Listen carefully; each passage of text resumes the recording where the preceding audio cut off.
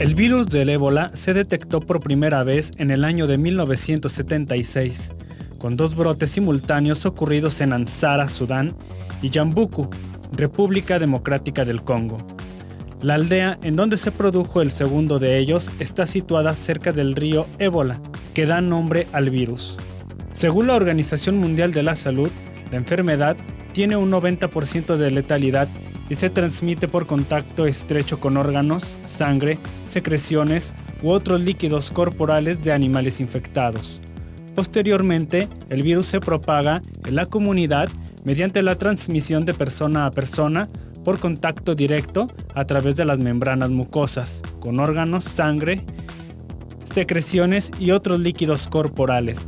En los registros que tiene la Organización Mundial de la Salud, se da cuenta de 2.300 personas infectadas, de las cuales 1.590 murieron. Esto de los años 1976 al 2012 en África, pero en los últimos 6 meses han muerto 3.348 personas. O sea que en los dos últimos años vimos a un ébola más recargado y más agresivo de lo que fue en prácticamente 3 décadas que tenía previas de vida. Para platicar acerca de este asunto, tenemos el gusto de dar la bienvenida aquí a Ángulos al doctor Héctor Raúl Pérez Gómez, el titular de los Hospitales Civiles de Guadalajara. Bienvenido, doctor, ¿cómo está? Muchas gracias, Ricardo. Bien, afortunadamente, muchas gracias. Gracias por acompañarnos. Está con nosotros también el doctor Francisco Nápoles Rodríguez, jefe de epidemiología del Hospital Civil Juan y Menchaca, o también conocido como el nuevo Hospital Civil. Bienvenido, doctor. Gracias, Ricardo, a tus órdenes. Muchas gracias. Está con nosotros Esteban González Díaz, el doctor infectólogo del Hospital Civil Fray Antonio Alcalde también. Bienvenido. Un placer, gracias. Muchas gracias. Bueno, primero preguntarles si este virus no estaba ya controlado, porque parecía que desde hace un buen rato ya no recibíamos noticias del mismo y de repente lo empezamos a ver por todas partes. El último brote epidémico que tuvo el mundo y fue de igual forma en África fue en el 2012. Y en el 13 no tuvimos noticias del virus, efectivamente, pero de marzo del 14 al día de hoy, pues la situación se ha salido de control. Hay una epidemia que es la más grande en la historia de esta enfermedad y de hecho de las cifras que estábamos escuchando, hay una actualización el día de hoy de parte de la Organización Mundial de la Salud que nos habla de aproximadamente 3.800 defunciones y de aproximadamente 8.030 casos. Entonces es realmente una epidemia muy seria. Estamos hablando también de casos nativos ya en otros países, como es el caso de España, y el caso no nativo porque viajó de Liberia a los Estados Unidos con la enfermedad ya en incubación, pero estamos hablando de este hombre de 45 años de edad que el día de hoy por la mañana, 7 de la mañana, fallece en el Hospital Presbiteriano de Dallas, Texas. Entonces, pues es una epidemia que evidentemente mantiene en alerta a los sistemas sanitarios de todo el mundo y que puede representar un riesgo para todo el mundo. ¿Y qué vuelve particular a este virus? ¿Es particularmente agresivo, doctor? Y en todo caso, ¿qué tendríamos que estar cuidando hoy? Sí, la virulencia del virus del ébola es alta.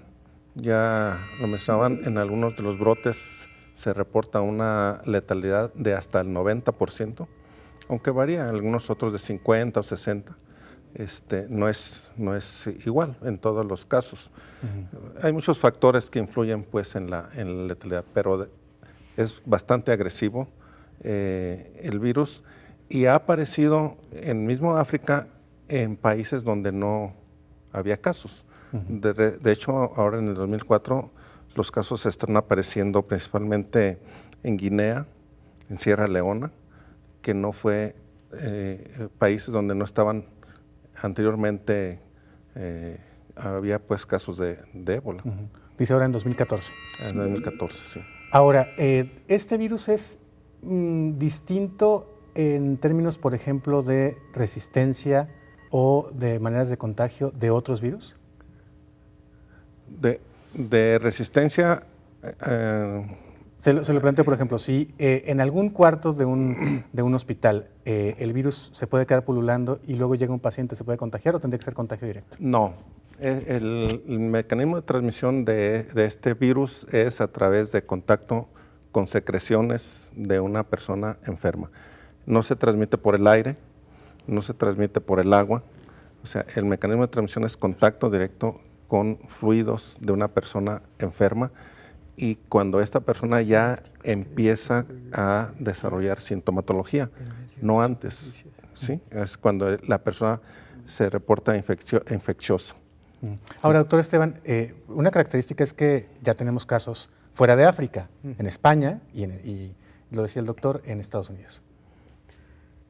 El hecho es de que, volviendo un poquito a lo último comentado, sí hay algunos estudios en laboratorio de que el virus se propaga principalmente ya cuando hay casos humanos de humano a humano por los contactos con los líquidos corporales, que estos pueden ser desde sangre, semen, vómito, orina y hasta el sudor.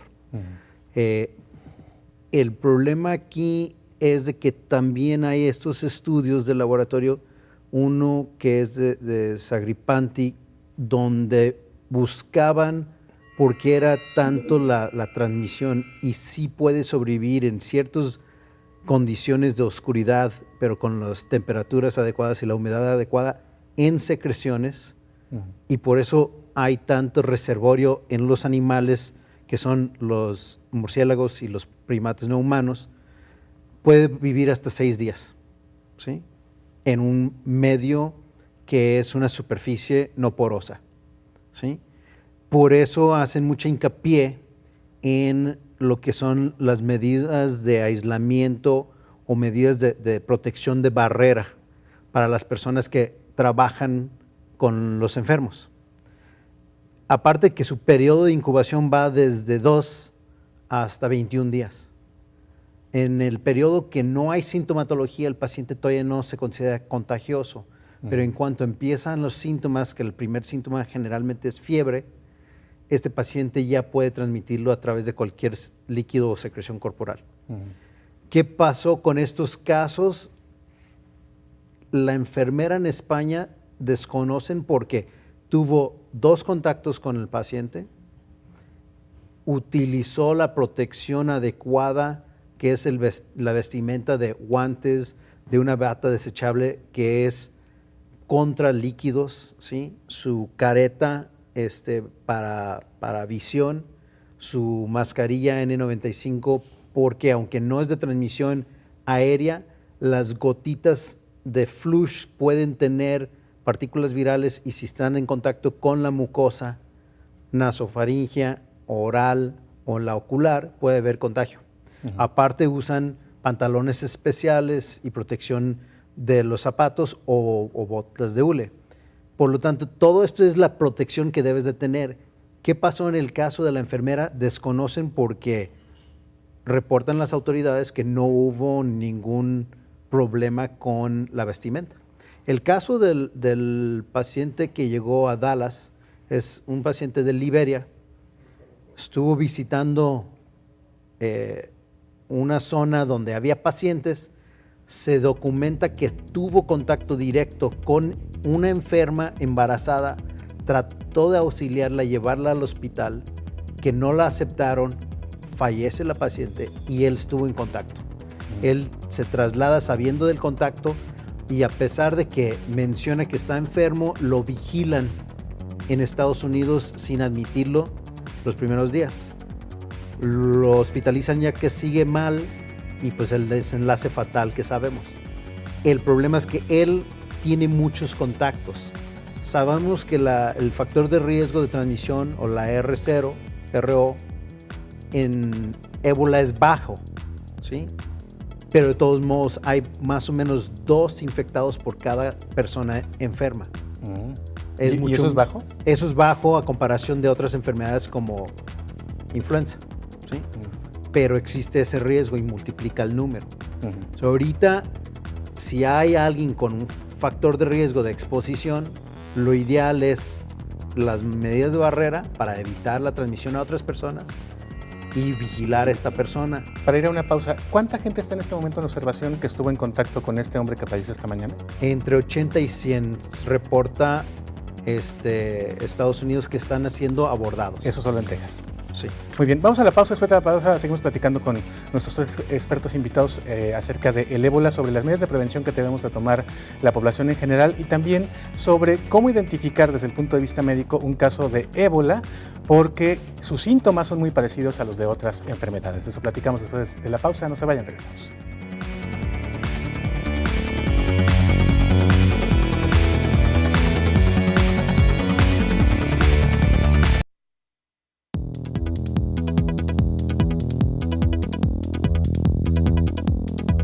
La enfermedad del virus del ébola se caracteriza por la aparición súbita de fiebre, debilidad intensa y dolores musculares, dolores de cabeza y de garganta, lo cual va seguido de vómitos, diarrea, erupciones cutáneas, disfunción renal y hepática, y en algunos casos, hemorragias internas y externas. Los resultados del laboratorio muestran disminución del número de leucocitos y plaquetas, así como la elevación de enzimas hepáticas. Los pacientes son contagiosos mientras el virus esté presente en la sangre y las secreciones. El periodo de incubación, es decir, el lapso que hay entre la infección y la aparición de síntomas, oscila entre los 2 y 21 días. A la fecha, no hay un tratamiento de uso clínico, solo vacunas de prueba. Las recomendaciones que hace la Organización Mundial de la Salud para evitar el contagio es evitar viajar a la zona del brote, evitar el contacto con personas infectadas y acudir a los servicios médicos de salud de presentar algún síntoma para corroborar si se trata del virus del ébola, ya que sus síntomas son parecidos a otras enfermedades. Y ese es justamente el gran reto para los médicos, ¿no, doctor Francisco? Porque yo me acuerdo cuando el brote de la influenza H1N1, que luego en Jalisco se nos juntó con el dengue, había de repente hay mucha confusión porque los síntomas al principio eran muy parecidos. Y el ébola pues parece que también los tiene, ¿no? Sí, de hecho, la población de mayor riesgo para ébola es la población de médicos y de enfermeras. O sea, son los que tienen un mayor riesgo de adquirir la enfermedad en un momento dado. Yo señalaría que hay dos tipos de precauciones, uno para la población en general y otra para el personal de salud. Y luego también las medidas de precaución cambian si hay casos, si no hay casos y cuando ya hay casos. O sea, la recomendación ahorita para la población en general es de que si no tienen por qué ir a África, a los países donde está la enfermedad, que no vayan. Esa es la recomendación primera. Ahora, si tienen que ir, entonces que tengan cuidado en entrar en contacto con personas enfermas, ¿sí? Con cualquier persona enferma porque no saben si tiene ébola o no. Y si entran en contacto por alguna razón, pues estar pendiente en el periodo de 2 a 21 días para si desarrollan algún síntoma, pues inmediatamente pues darles atención, aunque sabemos que no hay tratamiento. Y si entraran en contacto, ¿alguna medida de prevención podría funcionar como le hicimos con la influenza, como lo del gel y esas cosas, o tratar de evitar el contacto con los fluidos, o no? O sea, las medidas de precaución que se conocen como medidas estándar, que es el lavado de manos, son efectivas no solamente para ébola, para influenza, son para cualquier enfermedad. O sea, eso hay que mantenerlo siempre, aunque no haya brotes. Aunque no haya brotes, hay que acostumbrar a hacer el lavado de manos. Ahora, si entramos en contacto con un paciente, pues con mayor razón. Es para la población en general. La situación cambia para el personal de salud, porque si el personal de salud entra en contacto con un enfermo, debe de hacerlo con las medidas de precaución personal que se conocen, ya establecidas, que son las mascarillas, N95, guantes, bata, repelente, para evitar cualquier riesgo. Nosotros en México nos han recomendado interrogar a las personas sobre sus viajes a los países en donde hay la enfermedad, o sea, para tener mayor cuidado con el manejo de esos pacientes y evitar la enfermedad. Ahora, ese traje de astronauta que hemos visto, por ejemplo, que es el que está discutiéndose si falló o no falló para la enfermera en el caso de España, etcétera, ¿va a ser lo que tengamos que usar todos en México cuando sí se da un brote por acá? Claro. Ricardo, mira, cuando hablamos de personal de la salud manejando pacientes con enfermedades infecciosas, hablamos de medidas de barrera y hablamos de las características de este equipo de protección dependiendo del patógeno. Hay patógenos con mayor nivel de contagiosidad, hay patógenos con mayor nivel de virulencia y evidentemente dependiendo de esto son las medidas que se adoptan. En el caso del virus del ébola se habla de medidas de protección nivel 4, en donde, así como lo señalaba el doctor Esteban, se requiere protección de las mucosas, háblese de la conjuntiva, háblese de la mucosa oral y la nasal, y en general protección de prácticamente toda la superficie corporal. Hablamos entonces de, por ejemplo, sistemas de respiración de parte del personal de la salud con un muy alto nivel de eficiencia para filtrar patógenos tan minúsculos como es el caso de un virus, en este caso del virus del ébola, pero también estamos hablando de guantes cuyas características son, a diferencia de un guante común y corriente de látex, que tenga la capacidad de resistir una ruptura y la pinchadura de una aguja, porque ese puede ser otro mecanismo de transmisión. Definitivamente sí son equipos especiales, definitivamente ante una circunstancia de esta naturaleza el sistema de salud debe activarse para tener espacios de aislamiento apropiados, pero además medidas de protección adecuados para el personal de la salud, de acuerdo a lo que me comenta el doctor Francisco Nápoles, siendo el personal de salud uno de los grupos de mayor riesgo de adquirir una enfermedad de esta naturaleza. Y le haría dos preguntas, doctor. ¿Estamos preparados para algo así, primero? Y segundo, la población en general no tiene que hacer eso. No tenemos que ir definitivamente guantes no. y mascarillas y tal. No, definitivamente esto se reserva para el personal de la salud, que es quien tiene el contacto directo con los pacientes. Y bueno, aquí habría que ser enfático en lo siguiente. Tú hiciste una pregunta muy interesante. Una vez que alguien ya se sabe que tuvo contacto con un paciente con ébola, que si hay alguna medida específica para protegerlo después del contacto, a diferencia, por ejemplo, de la influenza, en donde en su momento se adoptó la medida de darle Tamiflu a la persona que tuvo contacto, aquí no tenemos un antiviral específico contra este virus. Tampoco tenemos una vacuna que nos esté brindando la oportunidad de contener esta epidemia. El trabajo que se desarrolla en estos momentos para el desarrollo de una vacuna va a concluir probablemente hasta inicios del 2015 y a lo mejor se va a tener disponibilidad hasta marzo del 2015, lamentablemente. Tampoco tenemos un suero hiperinmune que sería, o una gamaglobulina hiperinmune, que sería otra medida de protección, no la tenemos tampoco en estos momentos. ¿Qué es lo que se hace para atender a un paciente con influenza, con ébola? Pues es brindarle las medidas de soporte en cuanto a líquidos, en cuanto a cuidar su sistema de coagulación, en cuanto a cuidar la función renal y hepática, la función respiratoria, la función neurológica, porque el sistema nervioso central también se afecta con esta enfermedad. Y con esas medidas de soporte, bueno, pues esperar que transcurra lo que conocemos como historia natural de la enfermedad. Mientras mejores las medidas de soporte, mayor probabilidad de éxito tenemos. Y ahí está la diferencia en cuanto a la letalidad de la que hablábamos.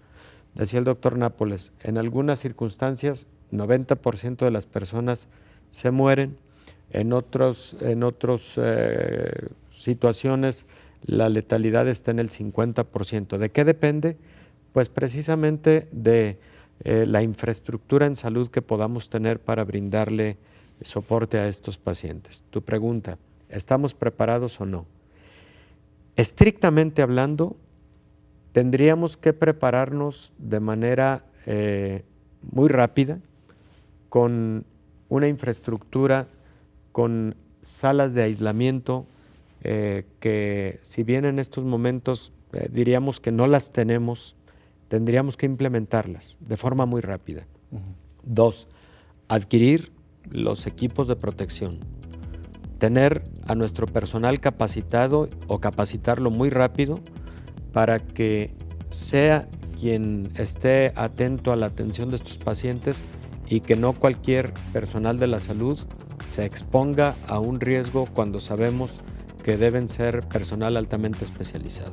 Muy bien, tenemos que hacer una nueva pausa. Después de la pausa seguimos platicando con nuestros invitados expertos en este tipo de cosas y les preguntaríamos cómo no se contagia el virus y si en este momento deberíamos estar muriéndonos o no de miedo ante un posible apocalipsis zombie, como algunos ya empiezan a querer ver al ébola. Regresamos.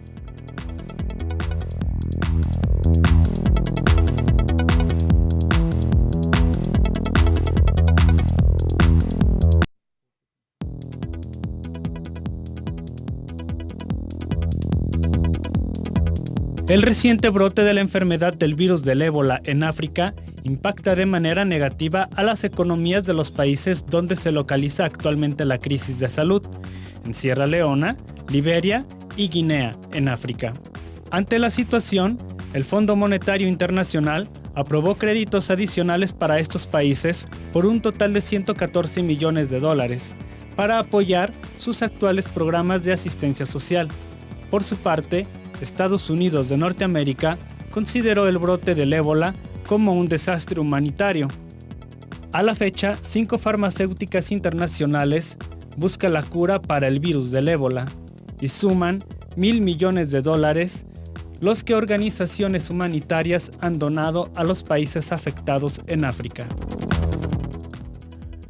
Y está la letalidad del ébola, que hay quien ha empezado a ver pues que se está cumpliendo una profecía apocalíptica y están viendo un apocalipsis zombie en la aparición del ébola, sobre todo porque en algunas poblaciones pues ya hay una buena cantidad de contagiados en África y otros que están en observación. ¿Es así, doctor Esteban? ¿Estamos viviendo un apocalipsis zombie?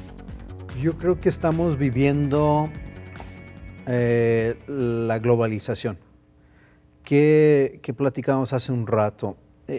Antes, cuando hubo los primeros casos, las primeras epidemias, en 1976, se vio en 2 diferentes países, en 2 diferentes regiones, 2 diferentes pueblos. ¿Y por qué no se extendió? Se murió el pueblo. La letalidad, la mortalidad era tan alta que los pocos que sobrevivían tenían su inmunidad para ellos, pero se acababa el resto de la propagación porque se moría dentro de ese grupo. Ahorita lo que estamos viendo es de que se ha extendido a otras áreas. ¿Por qué? Porque el transporte, la fluidez para que las personas lleguen teniendo tanto periodo de incubación que va hasta 21 días, pues pueden llegar, como el caso que llegó a Estados Unidos. ¿Qué sucede también? Que los cambios climáticos, los cambios de urbanización han también puesto los reservorios a mayor cercanía con las poblaciones. Sabemos que el murciélago, el primate no humano, son algunos de estos reservorios, como algunos otros animales parecidos a las antílopes y eso.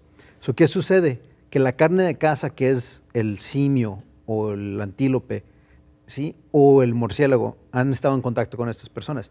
Algunos de los otros casos eran grupos de excursión que visitaron un parque nacional, una cueva, y estuvieron en contacto con las heces o los animales, y por eso. Pero en este caso, ¿qué estamos viviendo? Estamos viviendo la situación de que ya estamos en mayor contacto con estos reservorios, que nos movemos más rápido, y lo otro es una consecuencia de la infraestructura y los problemas de salud pública que tienen en estos países. Exacto, esa es la siguiente pregunta, ¿no? Porque es, a ver, en África le está pegando fuerte porque, como decía la cápsula, están pobres entre los pobres y no hay manera de que los médicos, por ejemplo, tengan este tipo de equipos o de reacción o de atención médica especializada los pacientes, y esto no va a pasar, por ejemplo, con Estados Unidos, o sí tendríamos que estar temiendo lo peor.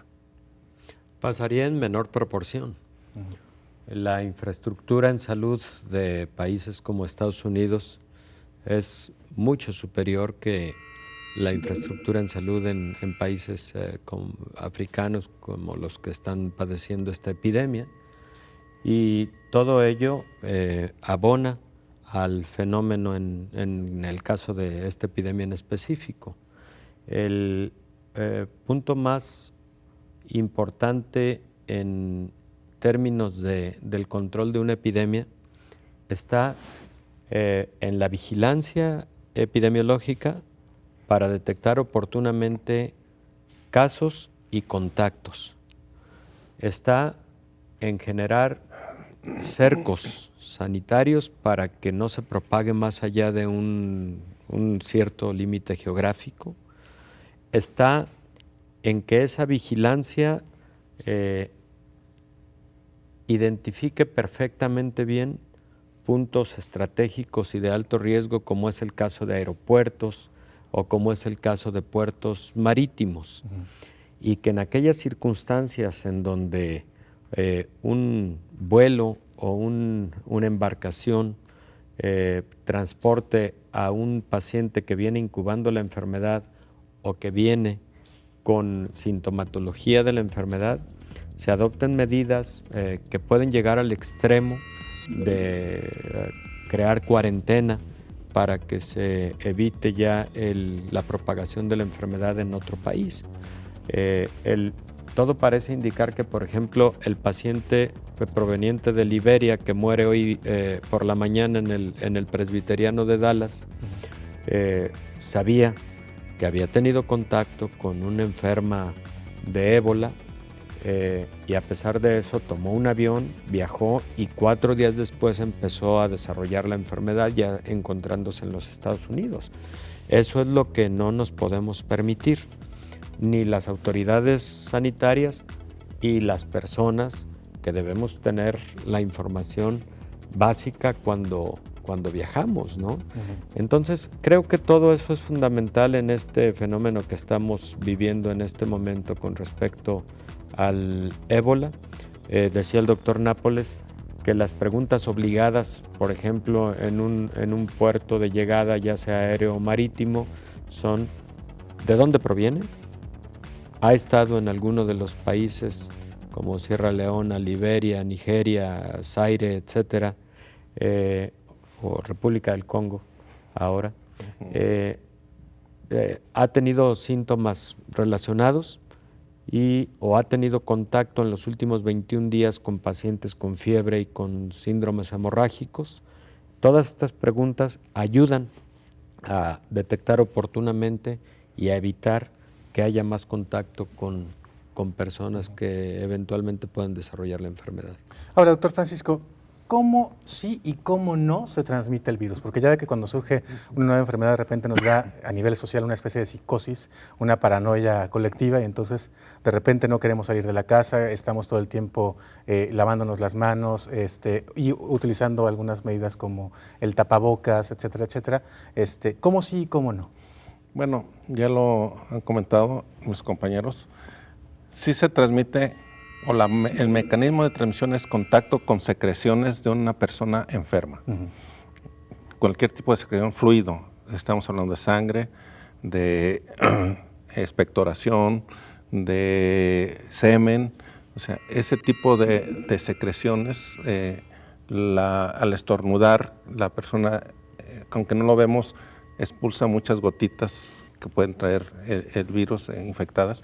Entonces, el contacto con esas secreciones es como puede adquirir la enfermedad la persona. ¿Pero contacto cualquiera, por ejemplo? Ese contacto con mucosas. ¿Lo toco? Con mucosas. Solo con mucosas. Con mucosas, la conjuntiva, la nariz, la boca. O de la piel, una herida. Una herida que tengas tú en la piel se puede ser la puerta de entrada. ¿Cómo no se transmite? A través del agua, a través de alimentos, a través del aire. Normalmente no son los mecanismos de transmisión de la enfermedad. O sea, si comparto la losa con un enfermo.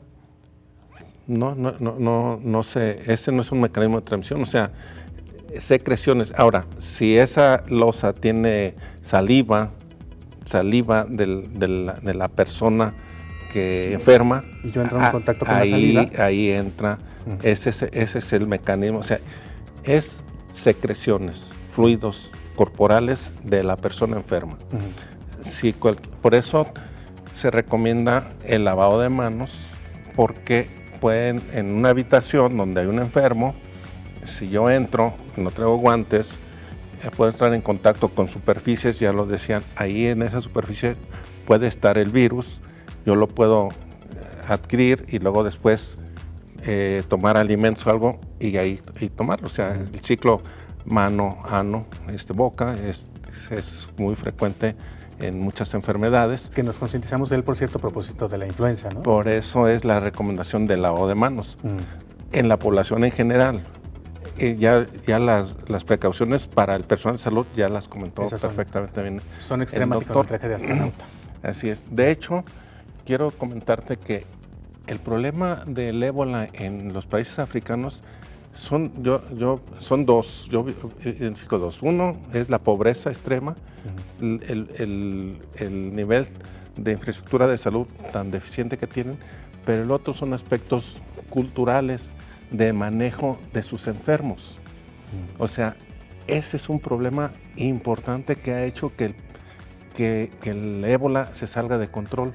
O sea, tengo entendido que en varios países africanos hay un ritual de los enfermos en donde toda la familia, toda la comunidad los toca o les hace una serie de maniobras que entran en contacto con ellos. Eso es un alto riesgo para adquirir la enfermedad.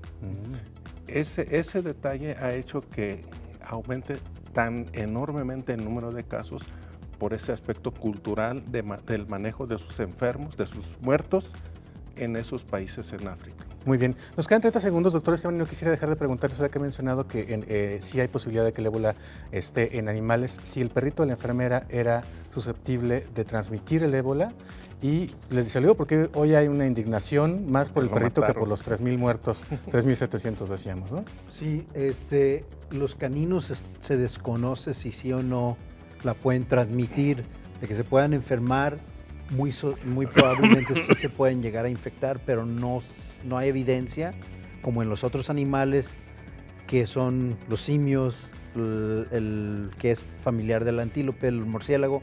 Esto sí se sabe que lo transmiten, el otro se desconoce, pero sí tengo entendido que España prefirió sacrificar al animal, arriesgar que fuera también un transmisor y en vez de vigilarlo durante 21 días, que a lo mejor hubiera aportado información. Sí, exacto, esa es como la gran duda, ¿no? ¿Estamos listos, doctor? Pues creo que nos haría falta implementar diversas medidas, particularmente espacios adecuados para la atención.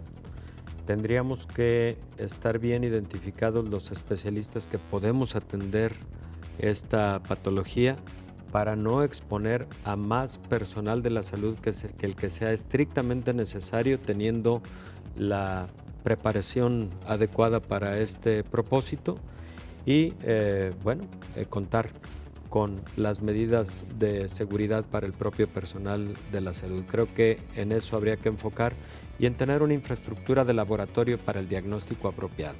¿Qué se recomienda? Que se tenga un laboratorio en donde se procesen muestras con alto nivel de seguridad y que el diagnóstico molecular para detectar RNA del virus es fundamental en estos momentos, es lo que se recomienda a nivel mundial. Este es un es un filovirus, por eso lo vemos así como filamentoso, ¿no? Pertenece a esa familia. Y por cierto, hay otro virus perteneciente a la misma familia que es el virus Marburg o Marburgo virus, del que se habla que hay por ahí 1 o 2 casos diagnosticados recientemente en África. También puede generar epidemias importantes, y es a propósito del virus que vimos en la película Epidemia. No es precisamente el virus del ébola el que se narra en esa película, sino el virus Marburg, del que también hay que tener mucha atención. Mucho cuidado. Pues muchas gracias, doctor Héctor Raúl. Al contrario, muchas gracias, y doctor Ricardo, Esteban, por la invitación. Y muchas gracias, doctor Francisco. Y pues ahí está la información. Ojalá que todo esto le ponga más en claro el panorama con respecto a lo que está aconteciendo en el mundo y lo que podría acontecer eventualmente en México ante la llegada de este brote de ébola. Hasta la próxima, pásenla muy bien. Quédense en Canal 44 y el 31.2 en Los Ángeles.